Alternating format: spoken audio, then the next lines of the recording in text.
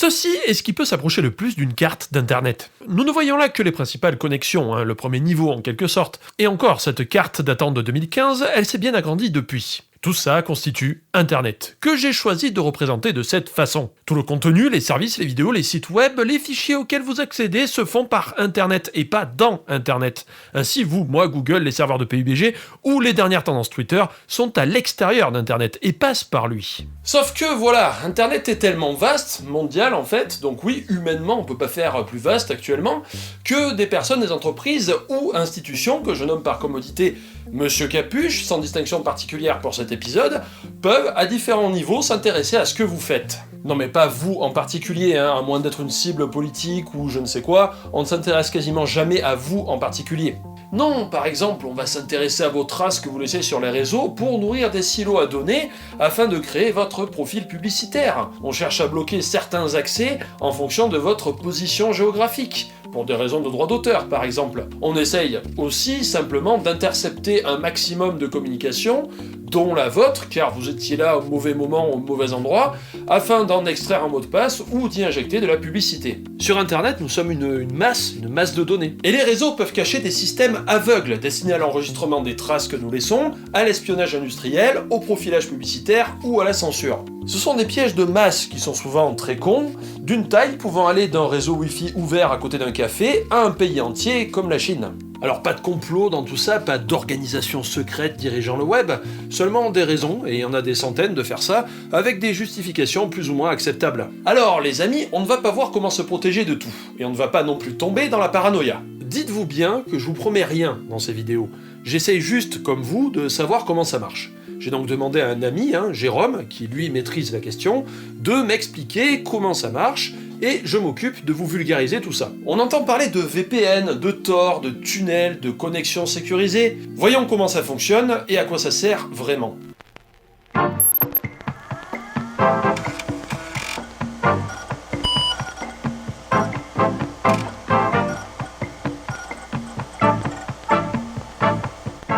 Nous avons vu le fonctionnement d'Internet. Nous avons ensuite vu le fonctionnement et le chiffrement d'une communication via le HTTPS, le petit cadenas vert à côté de la barre d'adresse du navigateur. Mais on n'a pas fini. Dans cet épisode et le prochain, nous allons passer à l'étape supérieure. Quand on utilise le web de base, même en utilisant le protocole HTTPS, un éventuel espion, que j'appellerai ici Monsieur Capuche, peut savoir certaines choses. Par exemple, même en utilisant le HTTPS, Monsieur Capuche peut savoir sur quel site vous allez, et donc il peut comprendre vos habitudes. Mais il n'y a pas que ça, parce que tous les sites ne permettent pas d'utiliser le HTTPS, ou pas totalement, donc Monsieur Capuche peut quand même récupérer des bouts de communication par-ci par-là, voire altérer certains bouts pour y cacher du code espion qui va, une fois sur votre navigateur, diffuser la publicité ou enregistrer ce que vous tapez au clavier. On appelle ça un keylogger, un enregistreur de frappe. Oui, c'est très vicieux. Je vais reprendre les avatars habituels pour illustrer une communication. Alice, cette fois-ci, va être la personne qui va sur Internet. Vous, moi, la voisine, peu importe. Bob est le destinataire, un serveur qui héberge un site web, un service de cloud, un service de mail, peu importe. Si Alice veut absolument cacher n'importe quelle communication, chiffrée ou pas, aux yeux de Monsieur Capuche, elle va devoir utiliser un VPN. Le VPN va permettre de cacher absolument tout, car tout ce que va voir Monsieur Capuche, c'est que vous envoyez des paquets chiffrés vers un seul destinataire. Alors qu'en fait, vous communiquez avec plein de destinataires différents. Comment cela est-il possible ? Eh ben, on va rajouter un intermédiaire, que j'appellerai Luc, pour plus d'incompréhension. Entre Luc et Alice, on va établir ce qu'on appelle un tunnel chiffré. La communication d'Alice va donc passer dans le tunnel et ressortir chez Luc. Et à partir de Luc, aller à Bob. Ainsi, quand Monsieur Capuche espionne Alice, il ne voit qu'une simple communication chiffrée avec Luc. Cette dernière est en réalité un tunnel dans lequel transite une autre communication qui, elle, est destinée à Bob. Comme je l'expliquais dans la partie 2 sur Internet, le parcours de l'information sur un réseau informatique peut être représenté sous la forme de couches. L'information suit le parcours suivant. D'abord, c'est la couche application, les données que votre navigateur envoie, comme une page web ou les données de votre partie en ligne, etc. Ensuite, l'information est découpée en morceaux pour être envoyée. Les bouts de données obtenus vont être encapsulés. À chaque nouvelle encapsulation, on rajoute une en-tête, une nouvelle couche de données qui sera rajoutée. La première en-tête qu'on ajoute, c'est le protocole TCP ou le protocole UDP qui servira au destinataire pour recomposer les bouts de données correctement. Vu qu'il va recevoir plein de bouts, il faut qu'il puisse rassembler tout ça à la fin. On rajoute ensuite l'adresse IP de départ et d'arrivée. Le bloc obtenu jusque-là s'appelle un paquet. Alors pour mieux comprendre, on peut faire une comparaison avec un colis envoyé par la poste. La partie IP, c'est l'adresse de départ et d'arrivée collée sur le colis. Donc c'est l'étiquette qu'il y a sur le colis. Ensuite, TCP et UDP, On peut comparer ça au carton du colis. C'est ce qui va protéger et conserver ce qui est envoyé, c'est-à-dire la data, la couche application. La partie accès réseau rajoute enfin sa propre en-tête et aussi un bloc de fin qui sert à délimiter ce qu'on appelle une trame, ou frame en anglais. Donc la trame enferme un paquet et le paquet enferme les données. Pour terminer la comparaison avec un colis, la partie accès réseau, c'est l'équivalent du moyen de transport du colis. Donc ça peut être un camion, un bateau, le vélo du facteur, etc. Alors on va ignorer par la suite la trame, car elle change tout le temps. Un coup c'est du Wi-Fi jusqu'à votre box, ensuite en ADSL, puis en fibre, etc. Nous on va s'intéresser ici au paquet, parce que lui, de votre box au serveur du site que vous consultez, il ne bouge pas. Alors il ne bouge normalement pas. Entre votre box et le matériel de votre destinataire, sur un réseau neutre, le paquet est juste baladé, traité de manière identique aux autres. Mais il existe des techniques pour modifier ou regarder ce qu'il y a dans un paquet. On appelle ça le DPI, pour Deep Packet Inspection. Inspection des paquets en profondeur. Désolé pour l'accent de merde. Alors, c'est trop coûteux de faire du DPI systématique, sur absolument tout le monde sur Internet, mais l'État chinois aime bien faire ça, et malheureusement, il n'est pas le seul. Si vous voulez en savoir plus sur la neutralité, vous pouvez aller voir mon hors-série sur le sujet, lien dans la description et dans les fiches. Arrivé au destinataire, le paquet est désassemblé, entre guillemets, dans le sens inverse, pour arriver au final à la couche application, qui sera lue par le serveur qui héberge le site web, la partie du jeu en ligne, ou ce que vous voulez. Alors voilà, ça c'est le fonctionnement des couches. Bien sûr, j'ai simplifié, mais bon, je pense que c'est largement suffisant pour notre niveau. Bon alors, ce principe étant posé, en quoi consiste le VPN ? Eh ben, le VPN, c'est tout simplement encapsuler le paquet original dans la partie application d'un nouveau paquet, tout en la chiffrant. Ok, dit comme ça, c'est bizarre et pas très compréhensible, donc on va faire un petit schéma parce que ça permet toujours d'y voir plus clair. Les schémas, c'est la vie. Alice commence déjà par créer son paquet de base, composé de la couche application, transport et internet. Ce paquet est destiné à Bob. Donc, si elle envoyait ce paquet comme ça sur internet, il transiterait sans tunnel VPN et arriverait à Bob de manière classique. La différence, c'est qu'elle va chiffrer ce paquet et elle recrée ensuite un nouveau paquet autour du premier paquet. Le paquet original est donc chiffré dans la couche application du nouveau paquet. Donc voilà, c'est ça le processus d'encapsulation, on met un truc dans un autre. Retenez bien ça parce que dans la prochaine vidéo, on va abuser du principe d'encapsulation. C'est pour ça qu'on parle de tunnel, c'est une communication unique entre deux points, par laquelle passent des communications multiples vers d'autres points. Et ce tunnel est virtuel, car il est un réseau dans un réseau déjà existant, d'où le nom, réseau privé virtuel, en anglais Virtual Private Network, qui a pour acronyme VPN. Mais si on commence à partir sur la virtualisation, on risque d'aller vraiment, mais vraiment loin, car sur Internet, tout est virtuel. Y compris votre connexion de base, votre connexion Internet, car les opérateurs, les fournisseurs d'accès Internet, utilisent eux-mêmes de la virtualisation.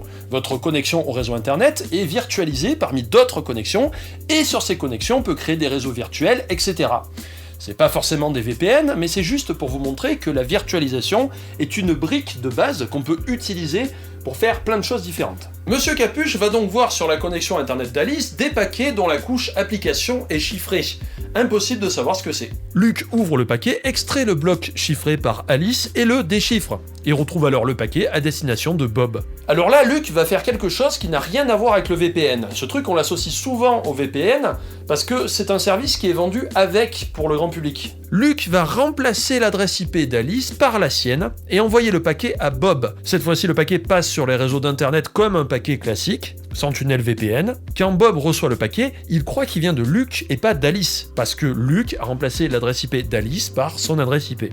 C'est un petit détail qui a de l'importance. Luc sert d'intermédiaire pour envoyer des communications chiffrées, c'est l'autre bout du tunnel VPN.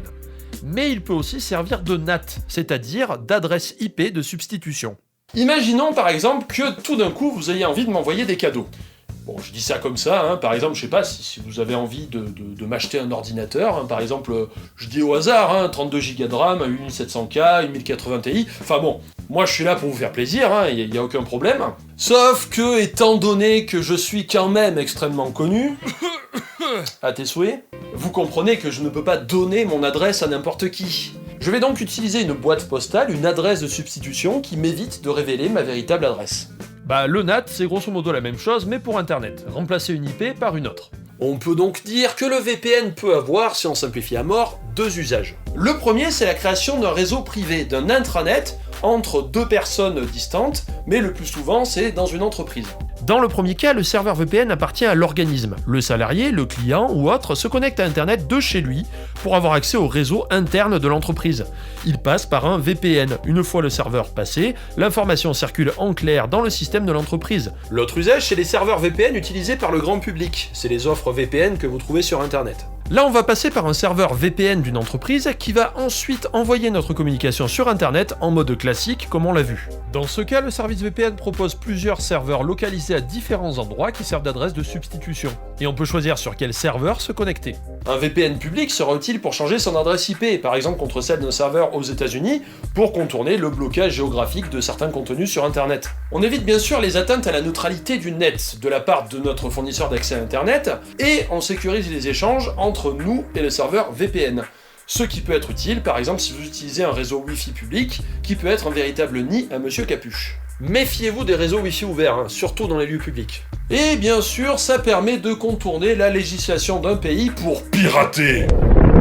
Bande de petits sacripants, j'étais jeune avant vous, je les connais les astuces de filou. Vain Dieu. Sauf qu'avant de faire péter la carte bleue pour prendre un VPN afin de retrouver les joies du torrent, sachez que rares sont les services VPN publics tolérant le torrent. Et oui, ils ont oublié d'être cons. Pour éviter les abus, les services de VPN utilisent un pare-feu et filtrent les connexions. En général, on a accès à l'utilisation des mails, au web et à d'autres protocoles, mais l'utilisation des réseaux peer-to-peer est limitée ou interdite.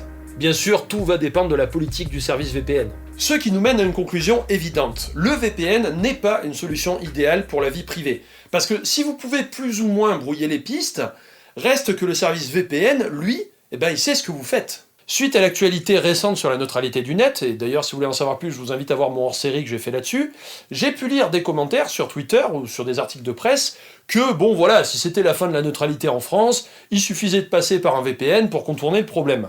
Donc si on suit ce raisonnement, ça voudrait dire que la meilleure solution serait de faire transiter toutes les données par un service VPN qu'on doit croire sur parole pour ne pas altérer nos communications ou nous espionner.